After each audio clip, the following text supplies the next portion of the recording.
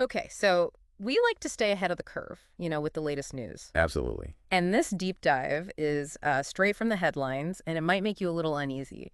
So the FBI is sending out warnings about this Chinese hacking operation. It's called Salt Typhoon. Yeah, it's serious stuff. It is, yeah. It's already hit some major companies It has, yeah. like AT&T, Verizon, Lumen Technologies. Big names, yeah. Not exactly small potatoes, right? Right. And it's not just like some data breach. This is our personal calls and text messages Exactly. potentially being accessed by, foreign actors. Yeah, yeah. Call logs, text messages, even live conversations in some cases. Wow. Yeah, it's a big deal for privacy and security, obviously. So what can we do about it? Like, is there any way to protect ourselves from this? Good news is, yes, there is. And it comes down to this thing called encryption. Okay. So think of it like a digital safe for your communications. Okay. It scrambles your messages and calls so only the person you're talking to can understand. So even if these hackers, like, intercept my data, it's just gibberish to them. Exactly, yeah. Like finding a treasure chest but not having the key. Okay. Now, the good news is there's a bunch of apps out there that offer this kind of encryption by default. Okay, so this isn't like some super complicated thing I need a computer science degree to figure out. Not at all. Okay. Two of the most popular ones, Signal and Yes. WhatsApp. Yeah. And they use something called end-to-end encryption. Okay. So only the people in the conversation can access the content.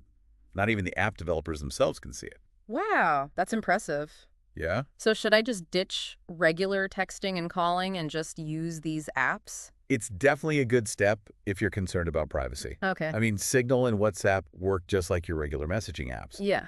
But with that added layer of security built Okay, in. like fiddling with complicated settings or anything? No, not at all. Just download it, install, and go. Exactly. That's simple. Okay. Now, I know a lot of people use iMessage, Yeah. Google Messages. Sure. Do those offer any kind of protection? They do, but there's a catch. Okay. They only offer encryption when you're talking to someone on the same platform. Okay. So if you're texting another iPhone user with iMessage, you're good. Yeah. But if you're texting someone with an Android, no encryption. Got it. Same with Google Messages. Okay. Only works if the other person is also using Google Messages. So it's kind of like a walled garden then. Yeah, that's a good way to put it. Secure within, like, its own ecosystem, Right. but not outside of it. Exactly. Okay. It's something to keep in mind. Makes sense. Yeah, What about phone calls? Any secure options there? absolutely. You can switch to internet-based calling, Okay. like FaceTime or Google Fi. Yeah. They offer encrypted calls, Okay. which is way more secure than a regular phone call. Yeah. But, even with these, there are some things to keep in mind. Like what? Now you've got me intrigued. We'll take Telegram, for example. Yeah, I've heard of that. It's a messaging app. People say it's secure. Okay. And it does offer end-to-end encryption, but it's not enabled by default. So you have to, like, go and turn it on yourself. Yeah. And that's a bit of a red flag for security experts. Oh, okay. Like, why wouldn't they just make it the standard? Yeah. And their code isn't totally transparent either. Okay. So it's hard for independent researchers to verify how good it really is. So, kind of trust issue there. You could say that. Okay. It just shows that not all encryption is equal, you know? Right, right. You really got to do your research and choose apps that are secure and transparent from the start. So, Signal and WhatsApp seem like the winners so far. Yeah, looking good. For secure messaging, at least. Yeah. FaceTime and Google Fi are good for calls. We're a little iffy on Telegram for now. Yeah, proceed with caution on that one. But, beyond specific apps, like, why should people care about encryption? What's the big takeaway? It's about taking control of your own privacy, In a world where it feels like it's always under threat. Yeah, true. We're talking about your personal conversations, sensitive information, Yeah, stuff you wouldn't want just anyone to see. right, And it's like putting a lock on your door. right. You wouldn't leave your house wide open. No. You shouldn't treat your digital life any differently. Yeah, that's a good point. Especially with things like Salt Typhoon out there, Yeah, it's like fortifying your digital home. Exactly. Makes sense. Yeah. So encryption is just step one to protecting ourselves. Right. And there's more to it than that. There is, yeah. We'll dive into that after the break. Sounds good. Okay, so before we went to that little pause there, Yeah. we were talking about how end-to-end encryption's kind of like having a digital safe, Right. for your conversations. Yeah. And you mentioned that even if a company like Signal got hacked, like our messages would still be safe. Yeah. Can you elaborate on that? Like, how does that work? Well, they use something called zero-knowledge architecture, Okay. basically Signal. And some other platforms are designed so they never actually have the keys to decrypt your messages. Oh, okay. Those keys are only on your device Yeah. and the person you're talking to's device. So even if Signal's servers got, like, totally compromised, Right. hackers wouldn't find anything. Exactly. Yeah. It's like a safety deposit box. Right. Only you and the other person have the key. Wow. Not even the bank can open it.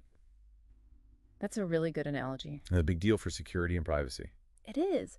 But wouldn't that make it hard for, like, law enforcement if they needed to access data for, an investigation? You're right. That's the big debate around encryption. Yeah, you hear that a lot. It's a tough one. Yeah. On the one hand, strong encryption is, like, crucial for our privacy. Yeah, But then, you have to think about criminals, you're right. terrorists, using it to hide stuff. Yeah, it's finding that balance, right? Exactly. Finding that balance. Between individual privacy and then, the needs of National security. national security, exactly. Yeah, tough question. No easy answers. No. It's something policymakers and, tech people are dealing with right now. Right. But for you, the listener, it really highlights why it's important to, take control of your own encryption. Yeah. You're making a choice about how many privacy you want Right. for your communication. Yeah, that's a good point. Yeah. Okay, so we've talked about apps, Uh-huh. secure phone calls, Right. but you mentioned that there's more to cybersecurity than just encryption. There is, yeah. What else should we be thinking about to, like, really lock things down? It's good to think about it in layers. Okay. We talked about encrypting communication, like while it's traveling. Yeah. But what about data that's just sitting there? Right. That's where stuff like password managers Okay. and two-factor authentication comes in. Okay, let's break those down one by one. Sure. What is a password manager? And why is it so important? I'll be honest, I know I should use one, but they kind of intimidate me. I get it. They can seem a little daunting, Yeah.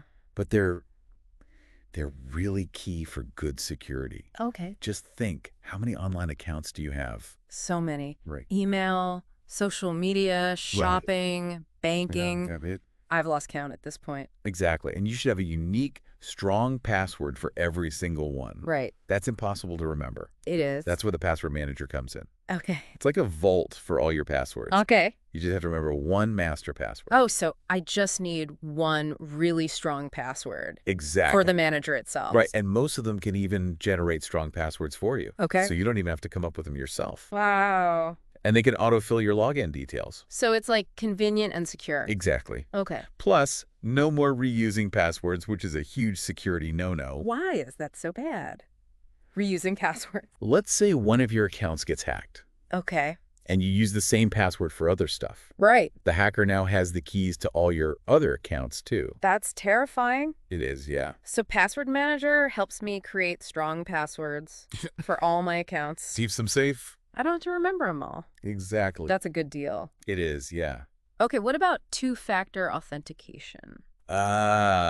Yes, 2FA. I've heard of it, not totally sure I get it, though. It's basically adding another layer of security. Okay. You need two forms of ID to log in. Okay. Usually your password is one, Right. and then something you have, like your phone. Okay. Or something you are, like your fingerprint. So even if someone stole my password, they Right. couldn't get in without my phone or my fingerprint. Exactly. It makes it way harder for hackers, Okay. even if they have your password. So it's like a double lock. Yeah, like a deadbolt on your door. Yay. Makes sense. Yeah, good analogy. Yeah. Strong passwords, 2FA, just as important as encryption then, it sounds like, Oh, for like the foundation. Think of it like layers of an onion. Okay. Each layer makes it tougher for attackers. To get through. Exactly. But it's not all about technology, right? It's also about being aware of the threats, making smart choices online. Absolutely. You wouldn't leave your house unlocked Right. or walk down a dark alley at night. No. You take precautions in the real world. Right. Same goes for the digital world. Okay, so what are some things people can do to be more aware? What should we be watching out for? One of the biggest ones is phishing. Phishing, okay. They try to trick you into giving up sensitive info, like your password or credit card, Okay. usually with emails or texts that look like they're from someone legit, like your bank. So it's all about being careful what you click on. Exactly. Don't click links in emails unless you're sure they're real. Okay. If you're not sure, go directly to the website, Right. logged in from there. Got it. And be wary of anything asking for personal info. Okay. Real companies don't usually ask for that stuff over email. So be skeptical. Yeah, Double check things exactly. before you click. Before you share anything. Okay, that makes sense. Another thing to watch out for is app permissions. App permissions. Okay. Like what info they're asking for. Okay. Be careful about giving them access to your camera, Right. microphone, contacts, Yeah.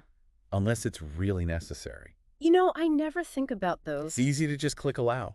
I just click allow. Yeah. Without thinking. But those apps, they're collecting data on us. Okay. We need to be careful what we give them.